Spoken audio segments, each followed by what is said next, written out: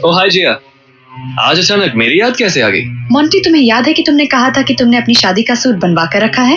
हाँ बिल्कुल। बस उसको ड्राई क्लीन करवा लो, उसको पहनने का टाइम आ गया है। रियली? सच कह रही हो तुम? उछलो मत एक्सक्यूजी, जो कहा है वो करो। बाय। बाय। भाभी। अरे जिया तुम? भाभी देखो तो ये जोड़ा कैसा है? बहुत सुंदर है, जैसी हमारी जिया। बातें बहुत मीठी करती हैं आप। बस तुझे देखकर मुंह में मिठास आ जाती है।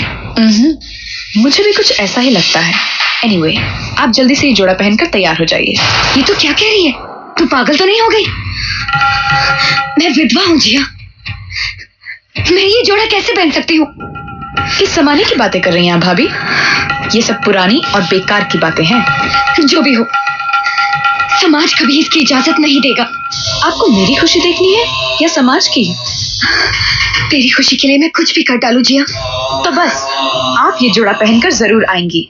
और यही नहीं, आज तो सगाई की अंगूठी भी मैं आपके हाथ से ही लूंगी भाभी। नहीं, देख देख, तू मुझे मजबूर मत कर। मैं कुछ नहीं सुनना चाहती।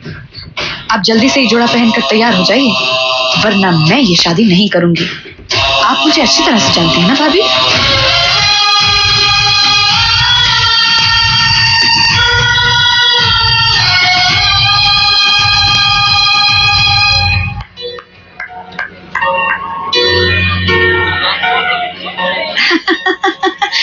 राम से ले जा।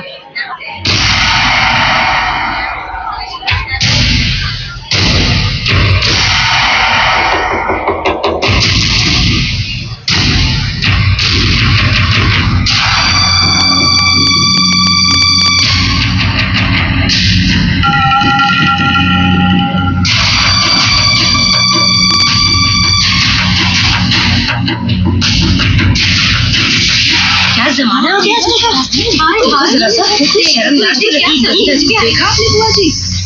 राम राम राम, क्या घोर कलयुग आ गया है। हाँ बुआ जी, देखो तो सही, क्या सज धज के आई है।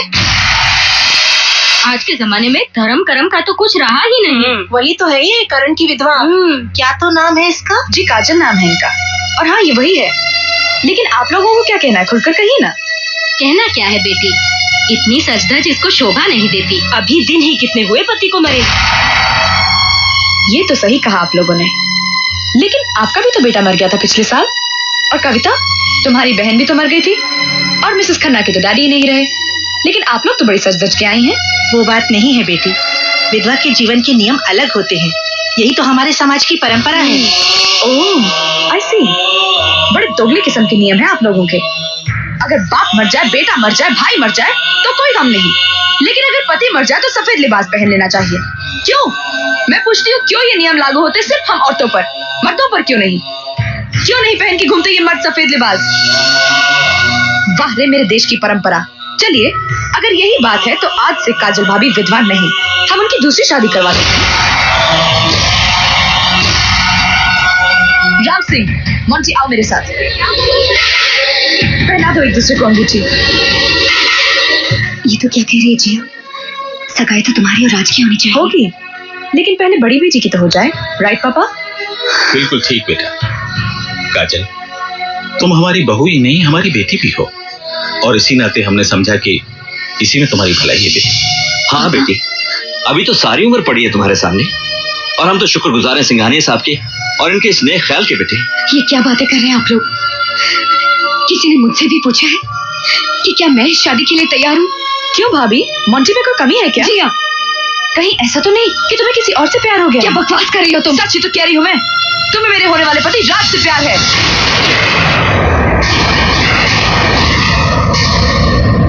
बस जिया प्लीज। हाँ काजल, क्या मैं पूछ सकती हूँ किस अधिकार से तुमने राज को अपने मरने का वास्ता दिया ताकि वो मुझसे शादी कर ले? और वो क्या वजह थी कि राज ये शादी करने के लिए तैयार हो गया?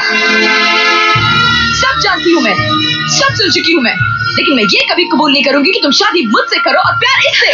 बस बस करो जिया, बस करो। ऐसी कोई बात नहीं है। देख, अगर तू चाहती है तो मुझे ये शादी मंजूर है। मोंटी, मोंटी हाथ आगे करो, पहनाओ मुझे अंगूठी।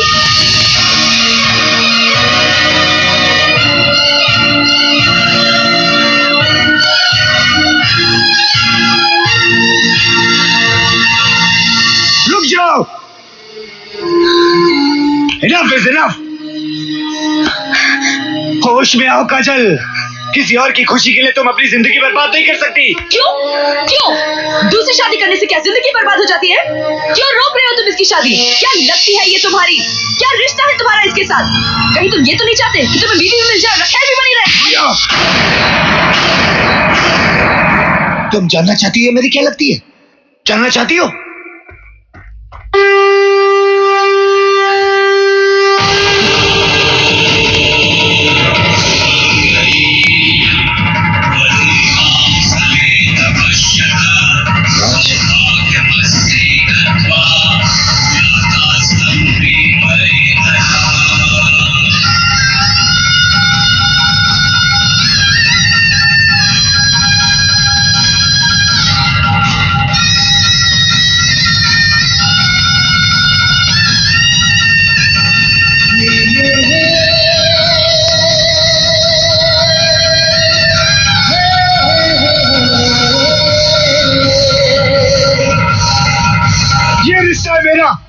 धर्म पत्नी है मेरी। किसी को कुछ बोलना है? Anybody has problems? कुछ बोलना है आंटी जी?